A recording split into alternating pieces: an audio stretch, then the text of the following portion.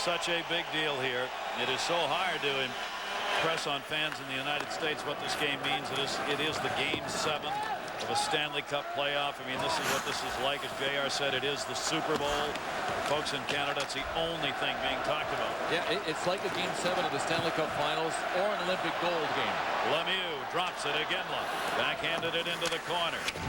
Lemieux on the intercept, looking. Iginla cutting. Ooh, just missed. Stick on the ice. Tony Lydman blocked that, or Iginla would have had an empty net. Held in on the far side. Jokinen finally able to clear it out. And Jokinen dumps it off the wall for Ruutu. Ruutu pinned up immediately by Regeer. Regeer with that strong physical play got it away to Lemieux to Iginla. Lemieux trailing in the middle. Iginla pushes to the corner. He gets stood up by Timonen. Timonen has had an outstanding World Cup. Well, I got to tell you something. Jerome Iginla's stronger than that. When Kimmo Timonen is able to overpower Jerome Iginla, something's wrong. Right back in by Timonen. Iginla going back to the bench. And he just overpowered him and took the puck away from him. Just don't see that. Timonen, of course, playing in Nashville last season. That'll be touched up on the icing call. Well, the forerunner to the World Cup of Hockey was, in fact, the Canada Cup. We will flash back to 1987. Canada against Russia. And Mario Lemieux, who had already established himself in the National Hockey League as an impact player, took another step in his development and helped Canada win it all in 1987. Now trying to win it here. Turnaround shot. Save made by Kiprusoff on St. Louis. What a save. Flashing that right pad, Kiprusoff, who set an all-time modern-day mark this past regular season with a 169 goals against. He was magnificent in Calgary and stayed that way in the playoffs. One game shy of a cup. But like I said, the guy has ice in his veins. He just doesn't seem like anything flushes him. That puck went in earlier in the period, and he just stood there and said, that's all right. I'm not going to let another one go by. And it seems like he's got his confidence back right here because he just made this really tough shot look very easy. Oh, man. God, is that quick. I was talking to him while he was stretching in the locker room before the game against the U.S. a few days ago. And he was simply sitting there in a complete splits position. I mean, his flexibility is incredible. Does that on the ice in the pregame warm-up. Over one side. Salo put the hit on. Doan's in front. Trying to get it to him. Draper. Chris Draper from Detroit. Whistle. Penalty called down low. Interference on Shane Doan. When you go to the net, you have to leave the defending player alone. He gives him a little shot to the back of the leg. And this was called by the outside line official. He has a whole view of the whole inside of the zone.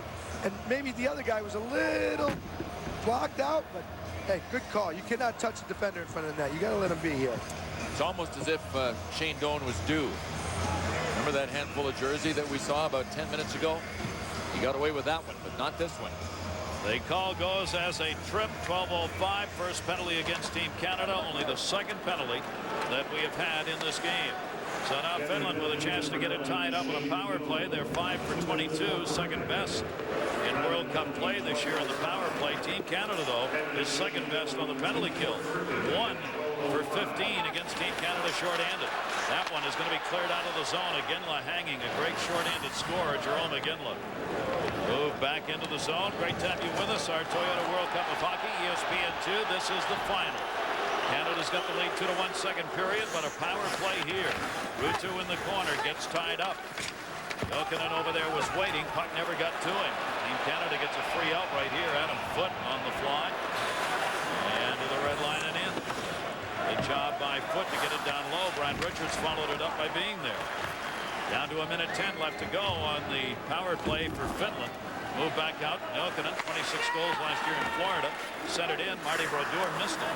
Teemu Selanne comes up the wall to get it. Bounced away to the point. Teemu unable to hold it in. Juri Lehtinen to the corner. He gets tied up by Niedermayer. Regeer moves in to help out. Teemu Selanne digging it out. Still a power play Finland. Selanne, get that stick out of my face. Poke checked away. Good play Niedermayer from behind. Short-handed. Into the zone and open. It gets deflected way up off the glass. Simon Gagne. Gagne short-handed chance. 35 to go on the power play. Koivu. Saku Koivu will come back to get it. Koivu hog-tied at center. The return to him. Adam Foote's in front of him. Cuts him off. Down goes Koivu. Does Adam Foote know how to separate people from the puck or what? Salo had stepped way up so he couldn't hold that puck in.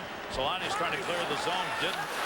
foot went by and gave a little hit to the head of Saku Koivu. 12 in the power play for Finland. Still shorthanded Draper. Salo the hit.